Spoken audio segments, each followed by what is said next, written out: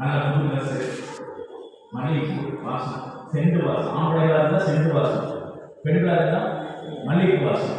குழந்தைங்க புது ட்ரெஸ் போட்டு வருவாங்க. மாப்பிள்ளை பக்கம் ஏற்றிக்கா சொல்லிட்டான் உட்காந்துருக்கான். தெரியுமா ஏற்றிக்கா சொல்லிட்டான்? ஒரு நாள் உட்கார்ந்து இருப்பான்.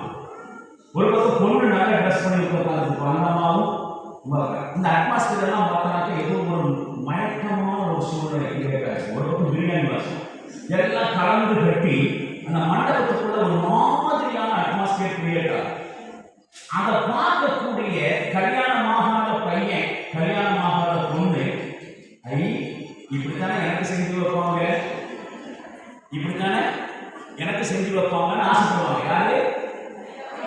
ஆகாத பையனும் கல்யாணமாகாத பொண்ணு. இந்த கல்யாணம் ஆனவங்க இருக்காங்க, இப்படித்தானே என்னையும் வச்சு செஞ்சாங்க. அவங்களுடைய அனுபவங்கள் அப்படி வெளிப்படும்.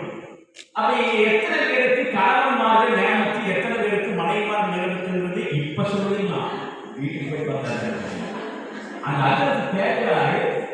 எனக்கு ஒரு நேமத்துன்னு சொல்லி உங்களால் சொல்ல முடிஞ்சா? கோயம்புத்தூர் வந்து குடும்பத்துக்குள்ள ஒரு மைக் வாய்ஸ் இருக்குது. அல்லாஹ் கொடுத்திருக்கக்கூடிய நேமத்திலேயே பெரிய நேமத்தாக, முழுமையான நேமத்தாக குர்ஆன் அல்லாஹ் சொல்லியிருக்கக்கூடிய விஷயம் இதெல்லாம் நேமத்து தான். மேல சொல்றது போனாலுமே அருட்படைகள் தான். அது பெரிய அருட்படையாக அல்லாஹ் சொல்லியிருக்கக்கூடிய விஷயம் ரெண்டு. ஒன்று இஸ்லாமிய மார்க்கம். அல்யௌம அக்மல்து லக்கும் தீனக்கும் வ அத்மம்து அலைக்கும் நிஅமதி வ ரதீது லக்கும் இஸ்லாம் தீனா. இன்றைய நாளில் என்னுடைய மார்க்கத்தை நான் முழுமைப்படுத்தி விட்டேன், என்னுடைய நிஅமத்தையும் பரிபூர்ணமாக்கி விட்டேன். இஸ்லாம் என்ற மார்க்கம் அல்லாஹ்வுடைய நிஅமத்திலேயே முழுமைப்படுத்தப்பட்ட ஒரு நிஅமத். இதை விட பெரிய நிஅமத்து ஒரு மூமினுக்கு வேற ஒன்று இருக்க போவதில்லை. இஸ்லாம் தான் அல்லாஹ் கொடுத்திருக்கக்கூடிய நிஅமத்திலேயே பெருசு. அந்த இஸ்லாமிய வாழ்க்கை அப்படிங்கிறத அனுபவிச்சு வாழக்கூடியவர்களுக்கு அதனுடைய நன்மை என்ன தெரியும்.